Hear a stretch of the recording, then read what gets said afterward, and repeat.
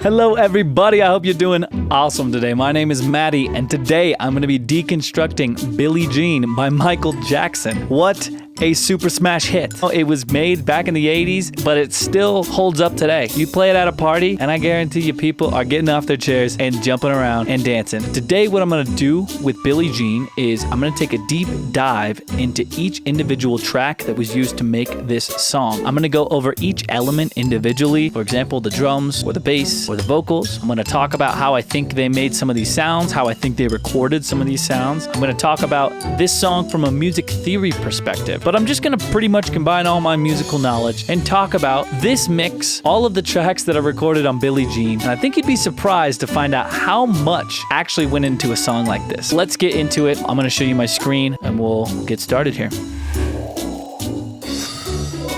When I first got these tracks, they were just completely jumbled up, but I organized them by color actually. And so what I did was I put all of the drums in red, I put all of the bass parts in orange, I put the strings and horns in blue, I put the guitars in a darker blue, the synths in green. Here is all of the vocal parts, including the lead vocal right there. So let's take a look at this track. We have 40 tracks. One of those tracks is actually just an electric piano so that I can play some MIDI, but 39 tracks for Billie Jean. It doesn't sound that complicated, does it?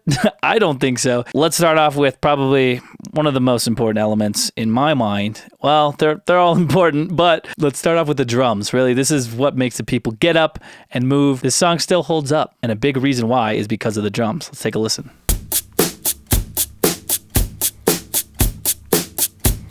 So we got that kabasa in the background, that shaker that's just keeping the rhythm, and it's really making you want to move, right? Without it, pretty good. You still have a hi-hat in there. Here's just the kick and the snare. Pretty generic, right? You have a 4 on the floor, which means every single downbeat is a kick drum, and then a snare drum on every tune 4.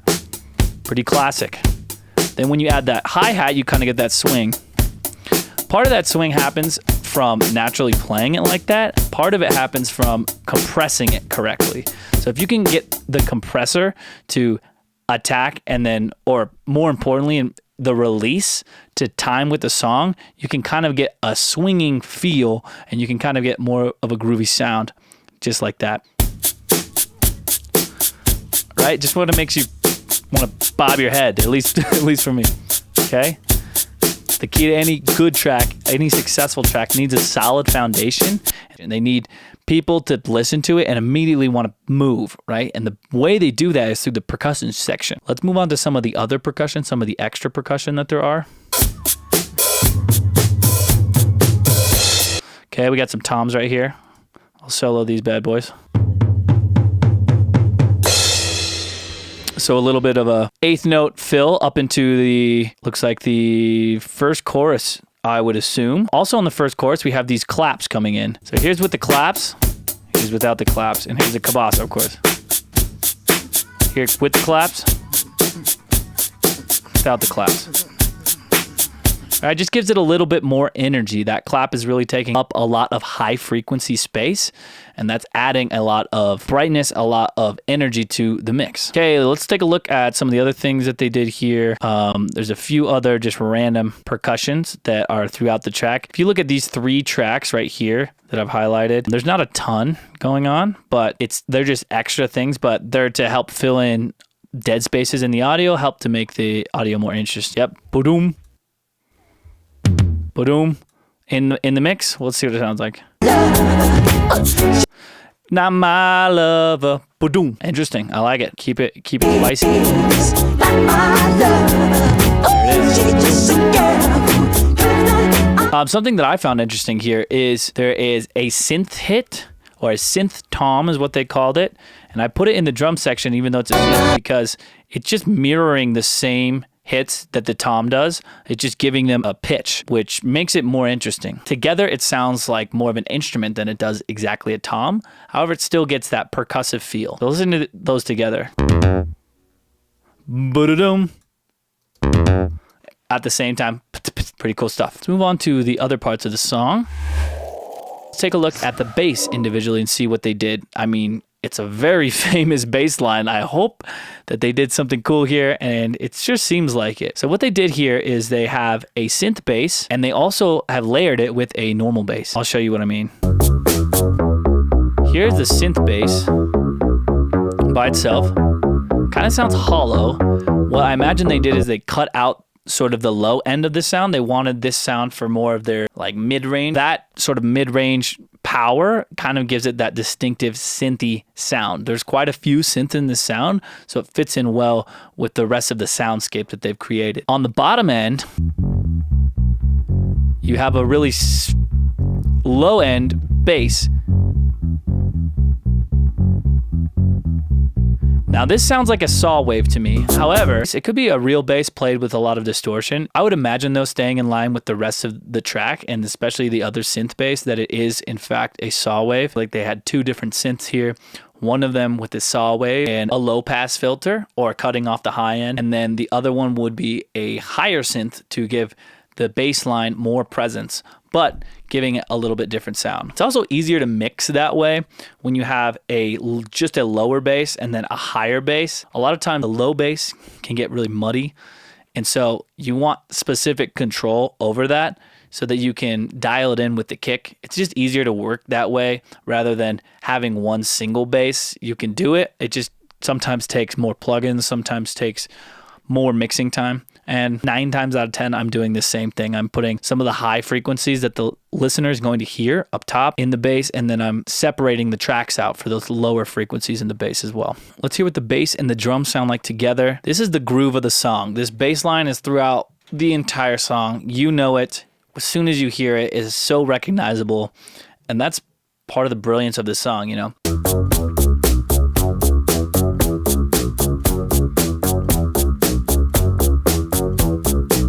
Moving on, let's go into this blue section right here. This blue section is the strings and some horns and basically some live orchestral instruments. This was something that really surprised me about the track when I first imported it in and started listening to it, is the amount of orchestral elements that are in this song. I mean, 14 to 22, the 8 tracks of strictly horns and violins and orchestral instruments, that's awesome. Let's take a look at just the string section by itself.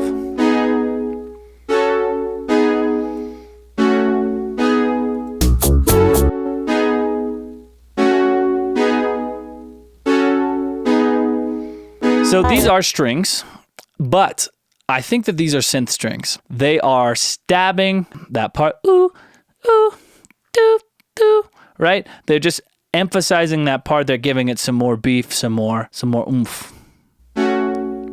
By itself, both of them. So one of them is playing that main melody. This one's playing a little harmony.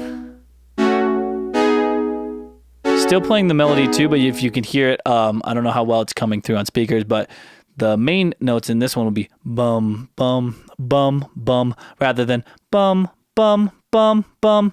So just a slight harmony there. Now this part, when I first saw it, was pretty cool. This is a technique that they have started using more and more and more modern music. I'd say, especially in EDM genres, they will reverse sounds and swell them up to build energy, to build excitement. And they were doing this back in the day, I guess, too. But listen to this swell in particular. One more time. Cool. Now listen to it in the context of the other strings.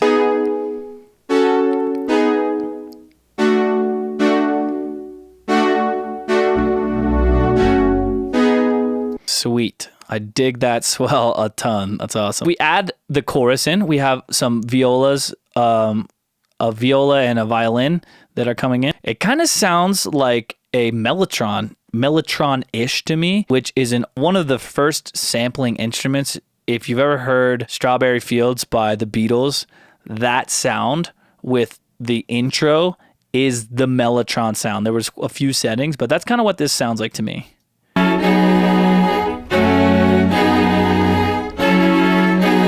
It Could be real instruments though. I mean, totally believable real instruments right there. Let's listen to all of this. This is the chorus, and let's see how much more energy it has with these violins and these violas.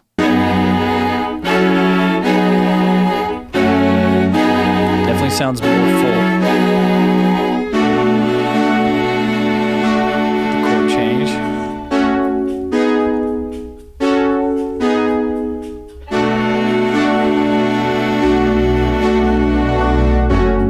Very cool. Also, during the chorus, these guitars come in. I'd say the most prominent part for these guitars is you don't hear them so much in the chorus. You hear them more in the bridge, but I'll play you both parts. So as the guitarist is playing this rhythm, it's a lot more percussive than it is giving any melodic information. Of course, it's in key and he's playing the same chords as the rest of the ensemble. However, it's really more of a percussive role. To me, this guitar feels just like it's giving it a human element, right? It's giving it some feel, some rhythm, some swing. And the more things like that you can add, the more people want to get up and move. Okay, let's hear it with the rest of these strings.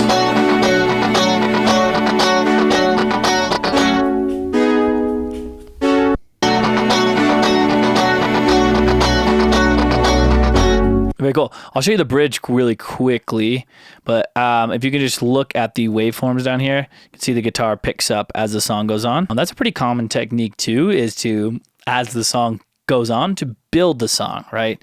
Start off with less instruments, add in more instruments, have the instruments get louder, keep the instruments and the instrumentation interesting. If you notice, most songs, the final chorus of most songs is the biggest chorus. So here's the bridge.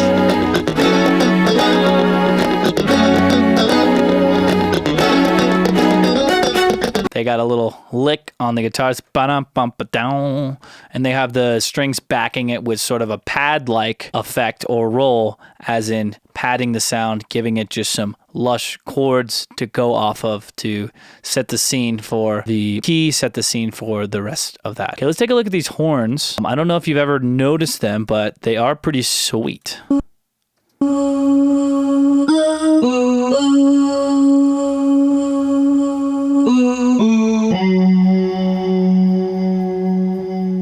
So there's one more part on the strings I want to show you. It's probably my favorite part of the whole strings. I think my second favorite would be the swells like I talked about before, but there's a little lick in here in the violins that is quite sick, and I'm sure that you've heard it before. It's pretty iconic. Just amazing.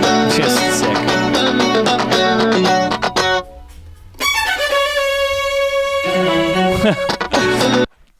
Awesome. Let's add in a little bit more instrument, see how it sounds.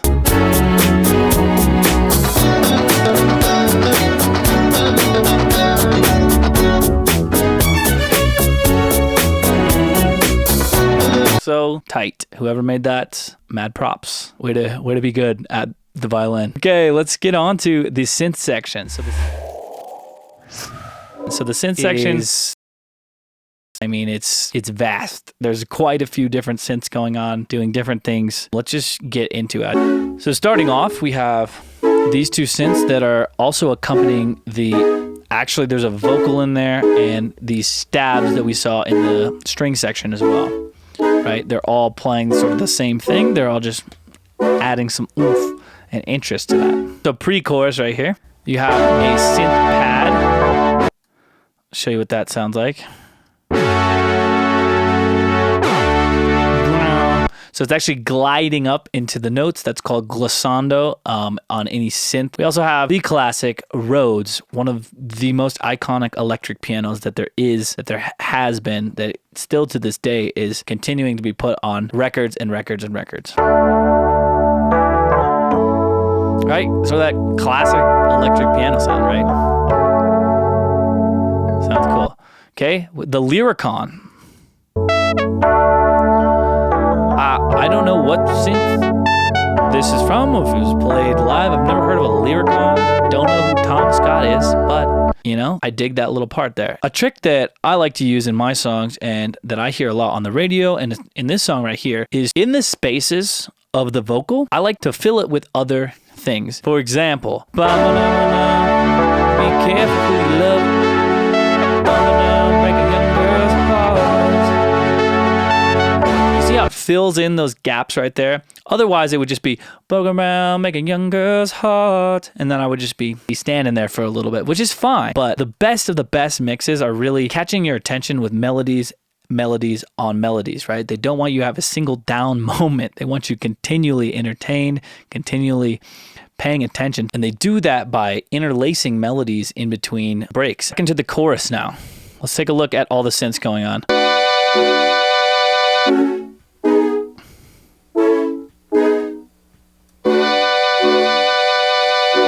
Okay.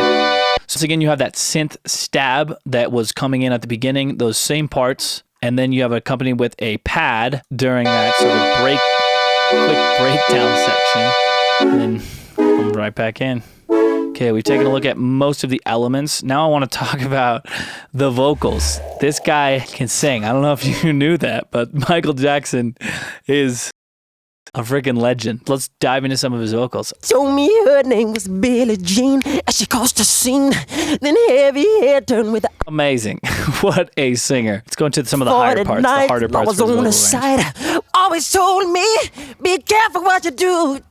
Don't go around breaking young girls' hearts. I believe in this song he gets up to this C sharp here on his highest notes, but he's sitting right around that A. A normal break for a male is right around this E, F, F sharp, G, right on that area. So he's sitting right above his break, which means he's really belting this out in mixed voice, which I would totally expect from such a talented singer like Mike. Totally not easy to sing up there. It's for any male. People make it seem easy through practice, but Michael is well practiced. Yeah, amazing. Something that he's doing a lot of is he's getting a lot of rasp on his vocals. Billie Jean, he's not just singing it breathy, like, Billie Jean is not my lover. He is digging into it, right? He's really compressing his vocal cords. There's compression in production, but there's also compression of the vocal cords, or like how much these vocal cords are coming together. That breathy sound is when these chords like this, they're barely touching, right?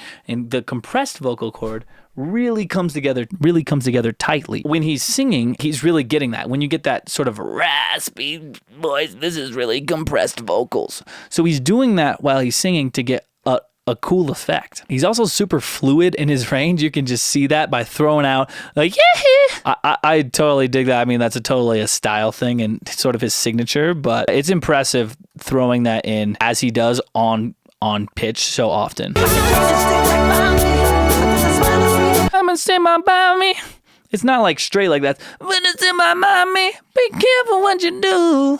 Also something along those lines. He's really digging in with those chords and compressing them. Something else interesting in this lead vocal line is he is snapping. He's keeping rhythm as he's singing, and you can hear it by itself. Let's take a listen. Scene, I said don't mind, but what do you mean? I am the one who would dance on the floor and around. That's a really good technique that singers can use in order to keep that rhythm. I wouldn't recommend snapping or like tapping, anything that can make sound that the microphone can pick up, but tapping, something that's silent, but it's a physical motion that you can feel, or moving your body around just a tiny bit, swaying to the beat of the music. All of those things are going to help you keep rhythm.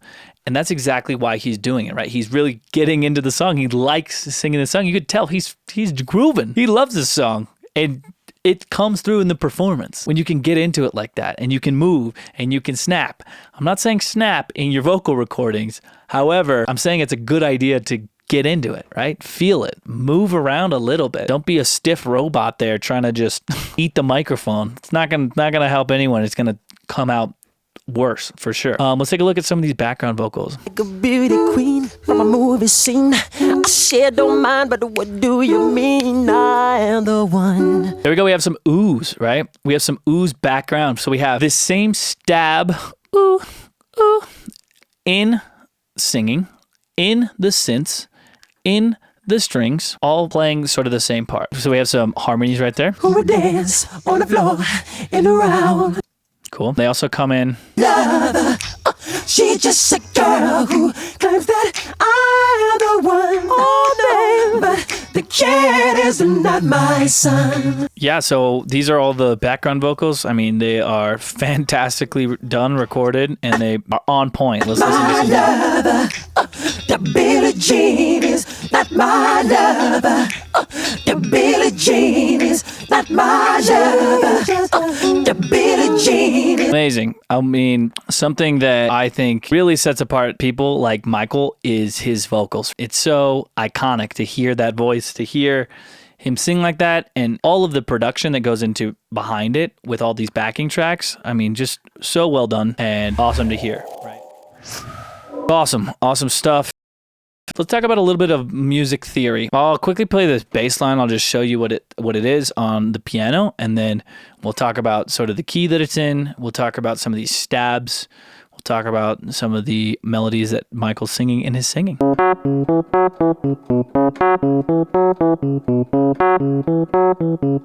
There's the bass line, and here would be an example of the stabs. We're going from F sharp minor to G sharp minor to A.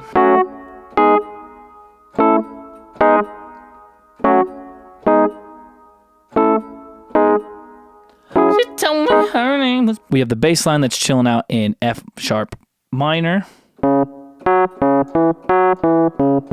That's pretty much the whole song. The only part that it changes where it would be, people always told me, be careful what you do. People always told me, be careful what you do. Don't mess around with the young girls' house. So you have two chords, D and F sharp minor. And that last chord before the chorus is a C sharp, which going from that fifth, you want to resolve back down to that tonic or that one chord, which is where the chorus comes in. You have that F sharp minor. So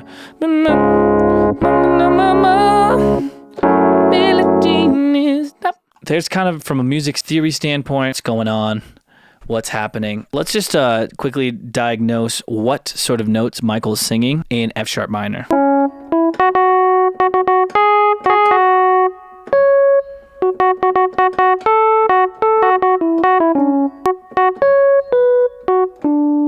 Playing those notes just kind of shows me that we're staying in the pentatonic scale.